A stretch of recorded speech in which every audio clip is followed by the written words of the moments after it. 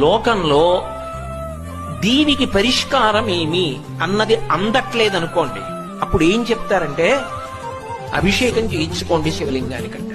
ఇక అది బ్రహ్మాస్త్రం, ఇంకంతకన్నా ఏమీ ఉండదు. ఒకసారి అభిషేకం చేయించేసుకోండి అంటారు. శివాభిషేకం అనేటటువంటిది అంత గొప్పది. శివలింగం చల్లబడడం అంటే బ్రహ్మాండము చల్లబడడమే.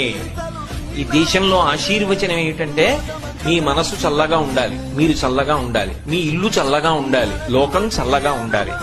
అంతా చల్లగా ఉండడం శివలింగం చల్లబడడం మీద ఆధారపడి ఉంటుంది. శ్రీశైల క్షేత్రం యొక్క గొప్పతనం ఏమిటంటే అసలు వృద్ధ మల్లికార్జున లింగాన్ని మీరు ఇలా ముట్టుకోండి, మంచు ముక్క ముట్టుకున్నట్టు ఉంటాడు మహానుభావుడు. అంత చల్లగా ఉంటాడు. ఆయన అంత చల్లగా ఉన్నాడు కాబట్టి ఈ రాష్ట్రం దేశం ఇంత చల్లగా ఉన్నాయి, ఏ ఇబ్బందులు లేకుండా. లోకంలో దీనికి పరిష్కారం ఏమి అన్నది అందట్లేదనుకోండి,